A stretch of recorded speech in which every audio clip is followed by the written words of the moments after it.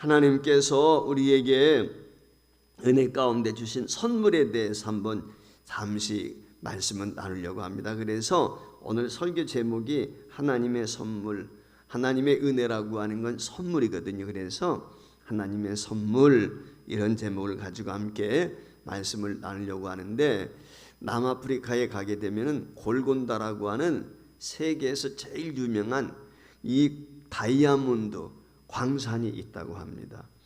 이 영국의 왕실을 비롯해서 각국의 왕이나 왕비가 쓰는 왕관에는 어김없이 이 골곤다라고 하는 이 광산에서 나온 다이아몬드를 사용을 한다고 합니다. 이 유명한 골곤다 광산이 개발된 일화가 있습니다. 본시 그곳이 광산으로 개발되기 이전에는 목장이었다는 것입니다. 근데 이 목장 주인이 큰 부자는 아니었지만 비교적 넉넉한 삶을 살고 있었습니다. 근데 그 나라에 영국 사람들이 많이 들어오게 되면서부터 갑자기 다이아몬드 붐이 일어나기 시작을 했습니다. 그래서 곳곳에서 이 다이아몬드 광산이 발견되면서 벼락부자들이 생겨나게 된 것입니다. 그러니까 이 목장 주인도 살 만큼 살고 있지만 자기 주변에 있는 사람들이 어느 날 벼락부자가 되니까 가난하게 느껴지는 거예요.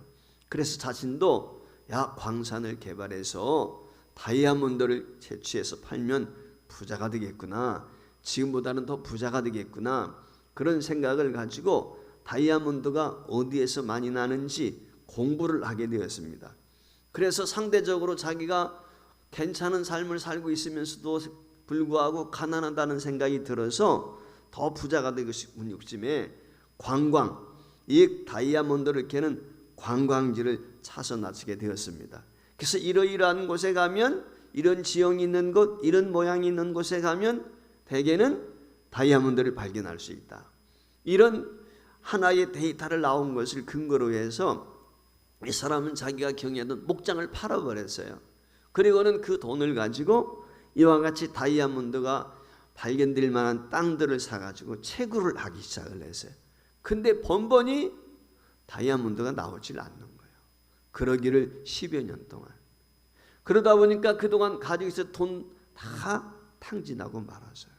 낙심이 되었습니다. 절망이 되었어요. 결국은 그가 바닷가에 가서 투신하고 스스로 생애를 마쳤습니다. 불행하게 생애를 마친 거죠.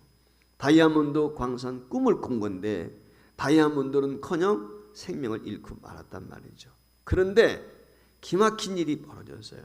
그게 무엇이냐면 이 사람이 다이아몬드 이 탄광이죠. 광산을 개발하기 위해서 팔았던 이 농장에서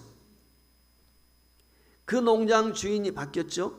그 목장의 주인이 우연히 검은색의 돌 하나를 발견하게 되었어요. 그래서 웬 돌인가 하고 그 돌을 망치로 깨보게 되니까 그 안에서 번쩍번쩍 빛나는 다이아몬드가 나오게 된 거예요. 깜짝 놀랐어요. 그래서 이 새로 목장을 구입해온 주인이 그 돌이 발견된 지역을 중심으로 땅을 파오게 되니까 다이아몬드, 이게 원석이 말이죠, 가득히 깔려 있는 거예요. 그래서 엄청난 이 광산이, 그 다이아몬드 광산이 발견되는데 그게 유명한 골곤다라고 하는 그 다이아몬드 광산이라는 것입니다. 전에 목장 주인은 행복의 바람삭이 자기 옆에 있는데도 몰랐어요. 먼 곳에 있는 줄 알고 자신의 재산 정리해가지고 광산을 찾아다니다가 결국은 자기 목숨까지 잃어버린 안타까운 생애를 맞이했는데, 어떻게 보면 이것이 우리 인생이 아닌가라고 하는 생각을 갖게 돼요. 사람이라고 하는 것은 모든 것이 인생의 일정에 보면 정해진 때가 있는 것 같아요. 하나님께서도 정한 때가 있다는 것이에요. 우리가 살아가면서 그것을 거역할 수가 없습니다. 인생은 하나님이 정하신 그 길을 걷도록 지음을 받아서요. 솔로몬이 이 사실을 깨닫게 된 거예요. 그래서 오늘 여기 3장 말씀에 보면은 솔로몬이 그가 수많은 인생을 살면서 여러분 아시는 것처럼 솔로몬은 세상에서 가장 화려했던 왕 중에 한 사람 아닙니까? 그랬던 이 솔로몬이 이 전도서라고 하는 책을 썼는데 오늘 3장 1절부터 오늘 마지막 기록되는 22절까지 되어진 이 말씀을 통해서 우리에게 주는 교훈이 있어요. 그것이 뭐냐면 한마디로 이야기하면은 하나님께서는 모든 것이 정하신 때가 있다는 거예요. 정한 때가 있다라고 하는 걸 우리에게 가르쳐주고 있어요. 그 때를 거역하지 말고 때에 순응하며 살 때 선한 목자가 되시는 하나님께서 어디로 인도하시든지 간에 우리가 살아가게 될 때 하루하루 그것이 행복하고 복된 것이다. 한마디로 그렇게 이야기하고 있어요.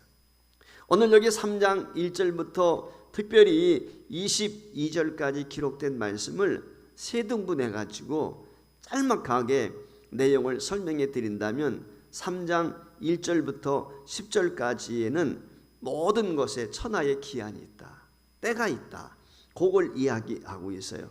그것을 입증하기 위해서 솔로몬은 14가지를 오늘 여기 실례로 나열을 하고 있거든요. 성경에서 7이라고 하는 숫자를 완전수라고 그래요. 근데 7의 배니까 14개잖아요. 그렇죠? 그러니까 14개는 한마디로 말하면 하나님이 정하신 모든 것을 총칭하는 거예요. 통틀어서 이야기하는 것입니다. 한마디로 말하면 천하의 모든 것 예외 없이 다 정한 때가 있다. 그걸 솔로몬이 오늘 여기 깨닫고 말씀을 하고 있는 거예요. 그리고 두 번째로 11절에서 15절까지 말씀해 보면은 하나님은 때를 정하셨는데 그 때를 정말 아름답게 하셨다. 적절하게 정하셨다라고 하는 거예요. 그렇기 때문에 우리는 선한 목자 되신 하나님께서 인도하시는 대로 우리의 모든 것을 맡기고 발걸음을 옮기게 되면은 매일매일의 삶이 기쁨이요 행복이다 라고 하는 걸 이야기해 주고 있어요. 그러면서 22절까지 16절에서부터 마지막 절까지 한마디로 우리 인생에 대한 것을 요약을 하는데 하나님은 인생의 모든 삶에 대해서 반드시 종국에는 심판이 있다 라고 하는 걸 가르쳐 주고 있어요. 그러니까 우리가 이와 같이 하나님이 정한 때가 있고 우리의 삶을 복되게 해주셨지만 이것을 어떻게 우리가 살아가야 되는지 마지막 날에 심판이 있다는 말은 결산이 있다 그 말이에요. 내가 어떻게 살았는지 어떤 모습으로 생활했는지 하나님 앞에 심판받을 때가 있다라고 하는 것을 이야기해요. 그래서 한순간도 우리가 방심하지 말고 최선을 다해서 우리 인생을 아름답게 가꾸도록 노력하며 살아야 된다라고 하는 것을 결론적으로 말씀을 해주고 있는 것입니다. 오늘 여기 설교 제목을 우리가 하나님의 선물이라고 그랬어요. 하나님의 은혜가 무엇인지 솔로몬이 하나님께서 베풀어 주신 선물 특별히 세 가지를 오늘 여기 11절 말씀에 보면은 설명을 하고 있어요. 그리고 12절 이하에서 그 세 가지 하나님이 내게 주신 선물을 깨닫고 자신이 깨달은 바를 기록하고 있는 것이 바로 12절부터 15절까지예요. 그러면은 솔로몬이 먼저 하나님의 선물을 깨닫고 경험하게 된 것이 무엇입니까? 오늘 11절 말씀에 보니까 모든 때를 아름답게 정하셨다는 거예요. 그래서 11절에 보면 하나님이 모든 것을 지으시되 때를 따라 아름답게 하셨다 그랬어요. 우리가 찬송가 478장에 보면 참 아름다워라 그런 찬양이 있죠. 하나님이 지으신 모든 세계가 아름다운 거예요. 근데 옛날에 오래전에 어떤 형제가 노래하기를 꽃보다 사람이 더 아름다워 그런 이야기를 했어요. 왜 그럴까요? 사람이 아름다운 이유는 하나님을 형상을 닮았기 때문에 그래요. 그래서 그 어떤 것보다 하나님이 만드신 작품 중에 걸작품은 인간이잖아요. 그러니까 가장 아름다울 수밖에 없는 것이죠. 이와 같이 하나님께서는 천지 만물을 하나님의 형상을 닮은 우리 인간을 멋지고 아름답게 선하게 만드셨다는 거예요. 따라서 솔로몬이 이 사실을 통해 깨닫게 된 것이 무엇이냐면 12절에 그랬어요. 사람이 사는 동안에 기뻐하며 선을 행하는 것보다 더 나은 것이 없는 줄을 내가 알았다. 하나님이 이와 같이 멋지게 만든 우리 인생, 이 세상을 선용하며 살 수밖에 없다. 선을 행하는 것, 기뻐하는 것, 이것이 우리가 이 땅에서 살아가는 진실한 모습이어야 된다라고 하는 것을 이야기하고 있어요. 하나님이 아름답게 만드신 세상, 하나님이 멋지게 만든 우리가 하나님을 기뻐하는 것, 그리고 선을 행하는 것, 이것이 사람의 본분이라는 거예요. 그걸 깨닫게 되었다는 거예요. 그래서 지금까지 내가 어떻게 살아왔든지 간에 이제는 저와 여러분이 하나님이 나를 아름답게 지으셨구나, 멋지게 지으셨구나. 비록 내가 쭈글 바가지처럼 이렇게 주름도 많고 꼬부랑깽깽이 되어서 걷는 것도 이렇게 젊을 때 같지 못하지만 그래도 나는 멋있어. 여러분, 내가 나를 멋있다고 생각하지 않으면 누가 나를 멋지다고 생각하겠어요? 나이가 들어가는 것, 백발이 되어가는 것은요, 하나님의 축복이에요. 그렇기 때문에 우리가 기뻐했으면 좋겠어요. 내가 비록 늙고 힘도 떨어졌지만 지금까지 나는 멋진 삶을 살았어. 앞으로도 멋지게 살아갈 거야. 그리고 선한 일 더 열심히 해야지. 이게 우리가 남은 생애를 살아가는 지혜고 다짐이어야 돼요. 두 번째, 솔로몬이 깨달은 것은 무엇입니까? 하나님의 선물은, 인생들에게 베푸신 선물은 우리 마음속에 영혼을 사모하는 마음을 주셨다는 거예요. 오늘 여기 11절 중반절에 보면 또 사람에게 영혼을 사모하는 마음을 주셨느니라 그랬어요. 그렇습니다. 하나님께서는 우리 인간에게만 생명을 불어넣으셨다. 하나님의 영을 훅 하고 저와 여러분 속에 불어넣어 주셨어요. 동물은 그게 없어요. 다른 식물은 그게 없어요. 오직 유일하게 하나님의 형상을 닮은 사람만이 이 생명이 있단 말이죠. 하나님의 영이 있다. 그 하나님의 영을 불어넣어 주심으로 영혼을 사모하는 마음을 갖도록 하셨다고 하는 것이죠. 그래서 비록 우리가 이 땅에 살면서 애쓰고 수고하지만 우리는 해 아래에서 세상의 것에 집착하지 않고 해 위에 있는 영원한 세계를 소망하면서 사모하면서 살아갈 수밖에 없게 되는 것입니다. 그래서 인간은 안드로포스라고 그래요. 인간을 이야기할 때 안드로포스. 이 안드로포스란 말의 의미는 뭐냐면 위를 보는 자라는 거예요. 하나님을 바라보는 사람, 땅만 보고 사는 게 아니에요. 우린 위를 보고 사는 사람이에요. 그래서 이 땅에 너무 집착하지 말고 무엇을 먹든지 무엇을 마든지 무슨 일을 하든지 심령의 낙을 누리면서 살아야 되는 것입니다. 그래서 오늘 여기 13절 말씀에 솔로몬이 이와 같이 이야기합니다. 사람마다 먹고 마시는 것과 수고함으로 낙을 누리는 것이 하나님의 선물인지를 또한 깨달았도다 그랬어요. 사람이 불평하는 이유는요, 내게 부족하다고 느끼기 때문에 그래요. 없다고 생각할 때 불평하는 거예요. 하나님께서 주신 것을 감사하며 살면 그 마음에 기쁨이 충만합니다. 영국의 유명한 설교가 가운데 윌리엄 생스터라는 분이 계셨는데 이분이 갑자기 근육에 마비 증세가 왔습니다. 병원에 가서 진찰을 해보니까 전문가의 진단을 받으니까 불치의 병이라는, 치료받을 수가 없다는 거예요. 생스터 목사님은 얼마나 실망이 됐겠습니까? 근데 믿음의 사람이었기 때문에 하나님 앞에 그는 불치의 병인 이 고통 가운데에서 약속을 합니다. 다짐을 합니다. 4가지. 힘들고 어렵고 병들면 사람은 어때요? 불평하고 원망하고 짜증하기 쉽잖아요. 근데 생스터 목사님은 4가지 다짐을 합니다. 첫째, 결코 불평하지 않겠다. 절대로 불평하지 않겠다. 두 번째, 가정을 밝게 유지하겠다. 여러분, 사람이 병들면 어때요? 가정 식구들 귀찮게 하죠. 짜증날 때가 있잖아요. 그래서 혹시라도 나 때문에 가정 분위기를 해치지 않도록 내가 가정을 항상 밝게 유지하겠다. 이게 두 번째. 세 번째는 내가 없는 것 따지면서 불평하지 아니하고 하나님께서 내게 주신 복들을 생각하면서 그것들을 세어보고 살겠다. 사람이 내게 주어진 받은 복이 무엇인지 세어볼 때 은혜가 돼요. 없는 것 따지면 생각하면 불행한 거예요. 지금까지 살아오면서 내가 누렸던 것, 그것을 한번 생각해 보면 좋겠어요. 우리 찬송가도 그런 거 있잖아요. 받은 복을 세어보아라. 그렇죠?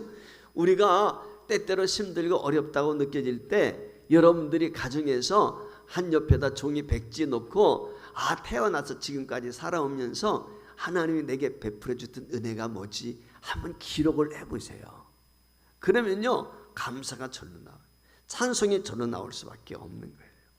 네 번째로 이 생스터 목사님은 내가 당하는 시련이 내게 유익이 될 수 있게 바꾸는 노력을 하겠다.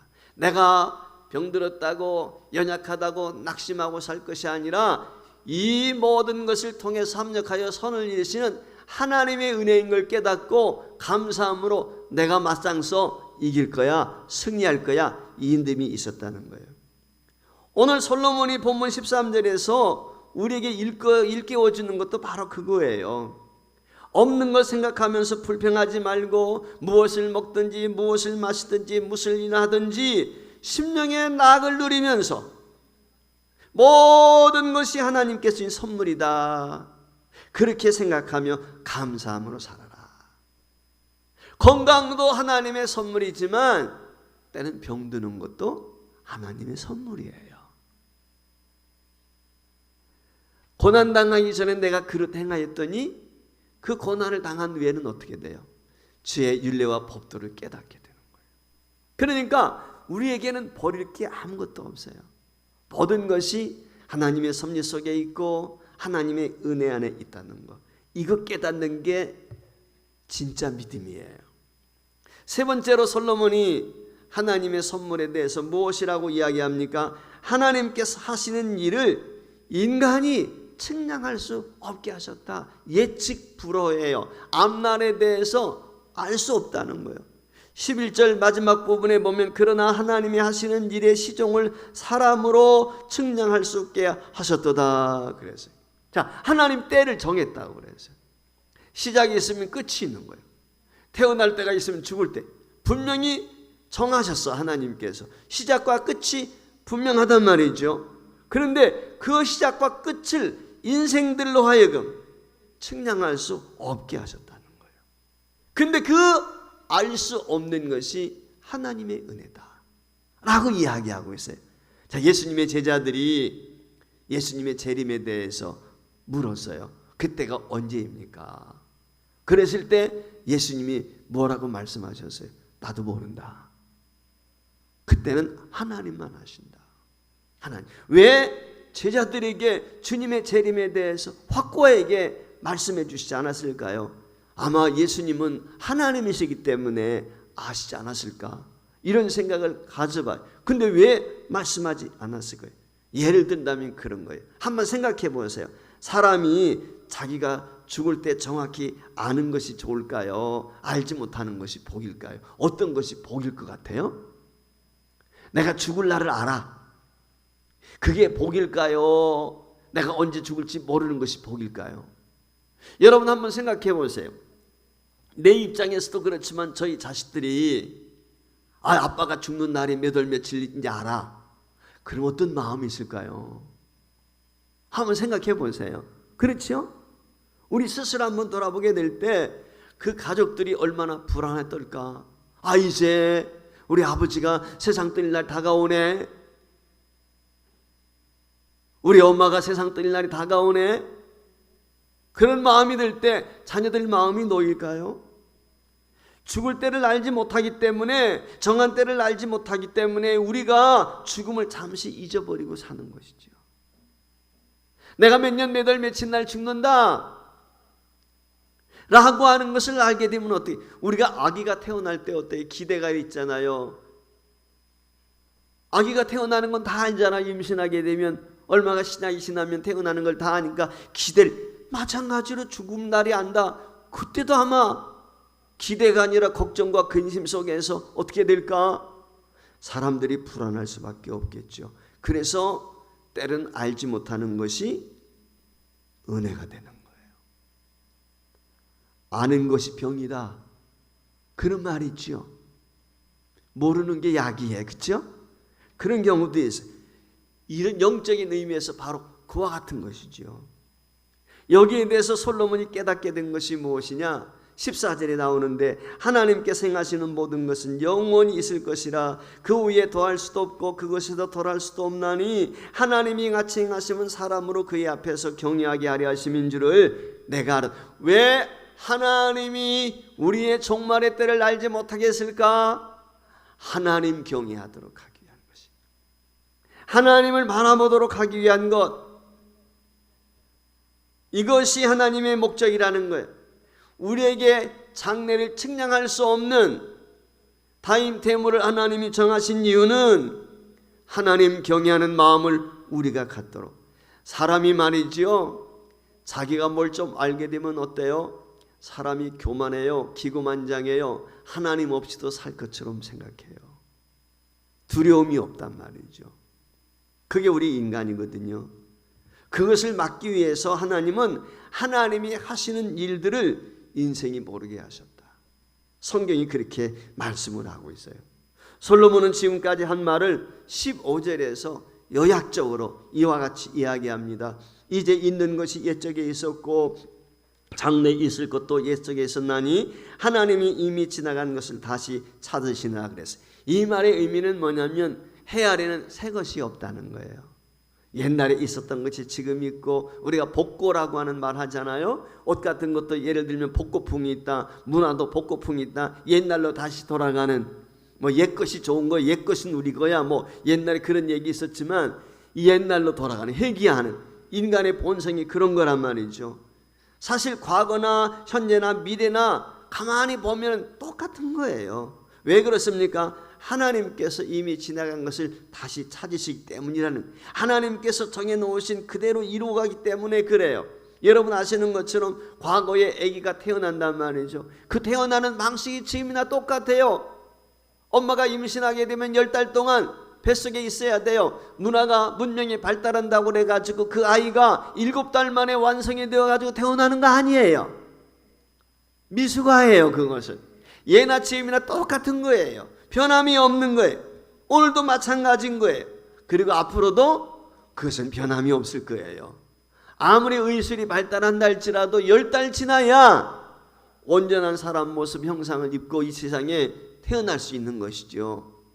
과학이 발달한다고 해서 10달 만에 태어날 아기가 7달 만에 5달 만에 태어나가지고 사람 노릇할 수 있을까? 아니에요. 그렇지 못해요. 항상 인큐베이터에 들어가가지고 날수 채워야 됩니다. 그게 하나님이 정하신 거기 때문에. 그러므로 우리는 이 세상에서 어떻게 살아야 되느냐? 오늘 3가지 우리에게 주셨어요. 첫 번째는 기쁘게 살아라, 선하게 살아라. 저와 여러분이 남은 생에 살 때 지금보다 더 기뻐할 수 있기를 주의 이름으로 축복합니다. 왜? 하나님이 그것을 기뻐하십니다. 선하게 살 수 있기를 바랍니다.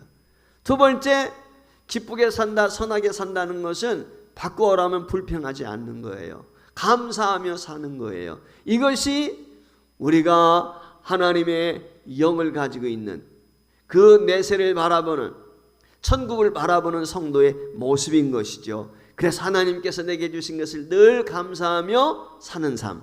마지막 3번째가 무엇입니까? 마지막은 하나님을 경외하는 거예요. 하나님을 경외한다는 것은 두렵고 떨림으로 하나님을 섬기는 거지요. 어떤 사람이 꿈을 꾸게 되었어요. 발자국이 2개가 나 있는 바닷가를 거닐고 있었어요. 한 발자국은 자기 발자국이었고 다른 한 발자국은 바로 예수님의 발자국이었어요. 그런데 어느 지점에 가다 보니까 발자국이 2개가 있다가 하나가 없는 거예요. 그래 가만히 생각해 보니까 자기에게 가장 힘들 때, 고난이 있을 때, 어려울 때였어요. 그때는 발자국이 2개가 아니라 하나밖에 없는 거예요. 그래서 이 꿈속이지만 이 사람이 주님 앞에 원망한 눈빛을 띠면서 그렇게 물었어요. 제가 그때 가장 힘들고 어려웠었는데 그때 주님은 어디 계셨어요? 왜 저 혼자 걷게 하셨어요? 라고 질문을 했어요. 그랬더니 예수님께서 미소를 띠고 그를 향해서 이렇게 말씀하셨어요. 아니란다. 난 늘 너를 떠나본 적이 없어. 언제나 함께 있단다. 한 번도 너희 곁을 나는 떠난 적이 없어. 그 한 사람의 발자국은 고통스러운 너를 업고 내가 걸었던 내 발자국이란다. 가만히 돌아보면은 힘들고 어려울 때 우리에게 있었어요. 내가 어떻게 지냈지? 내가 그걸 어떻게 통과했지? 이런 생각 들 때가 있잖아요. 그때 하나님이 우리를 업고 안고 이 자리까지 오게 해주셨다는 거예요. 오늘 본문은 평생 왕궁에서 최고의 삶을 살았던 솔로몬 왕의 고백이거든요. 나는 평생 무엇이든지 내 눈이 원하는 것을 했고 내 마음이 즐거워하는 것을 있을 때 막지 않고 즐겼다. 건강도 내 것인 줄 알았고 많은 재물도 내 것인 줄 알았다. 많은 칭찬과 명성을 내가 얻었다. 모든 것이 영원할 줄 알았다. 그런데 나이 많아진 지금 평생 내가 수고하고 얻은 것들을 곰곰이 생각해보고 깨닫게 되는 것이 있다. 내 손으로 한 모든 일과 내가 수고한 모든 것이 헛되어서 바람을 잡는 것 같구나. 모든 것이 헤아려서 아무 유익이 없음을 내가 이제 알게 되었다. 이게 솔로몬의 고백이에요. 그러면서 그가 고백하는 것이 뭐예요? 그러나 하나님이 함께 하셨기에 지난 세월 부귀영화 누리면서 때는 전쟁을 치르고 어려움을 겪으면서도 그 모든 것을 극복하고 오늘에 올 수 있었던 것, 그것은 하나님의 은혜였기 때문에 가능한 세월이었다.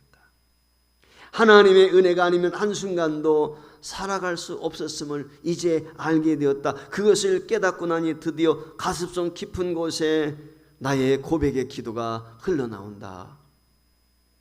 그러면서 그가 하나님 앞에 고백합니다. 주님, 사람마다 먹고 마시는 것과 수고함으로 낙을 누리는 것이 하나님의 선물인 줄을 내가 이제 알게 되었습니다. 하나님께서 행하신 일만이 영원한 것을 내가 알게 되었습니다. 이렇게 하나님이 선물을 주시는 것은 모든 백성들이 하나님을 경외하게 하심인 줄도 내가 알게 되었습니다. 이제 하나님만 경외합니다. 하나님만 찬양합니다. 이게 인생의 마지막을 살고 있는 솔로몬의 간증이고 고백이에요. 오늘 저와 여러분도 평생을 통해서 지금까지 걸어온 우리의 삶을 반추해 보면서 모든 것이 하나님의 선물이어서 은혜였어 라고 고백했으면 좋겠습니다. 저 자신도 얼마 살지 못했지만 지난 날을 돌아보게 되면 하나님의 은혜 아닌 것이 하나도 없더라고요. 내가 잘나서, 내가 똑똑해서, 내가 그럴싸해서 되어진 게 아무것도 없어요. 전적인 하나님의 은혜였어요. 하나님의 선물이었어요. 여러분 구원 한번 생각해 보세요. 내가 구원받을 만한 무슨 자격이 있는가? 가문이나 학벌이나 그 어떤 것이 존귀해서 아니란 말이죠. 값없이 주시는 주님의 보혈의 은혜 때문이었단 말이죠.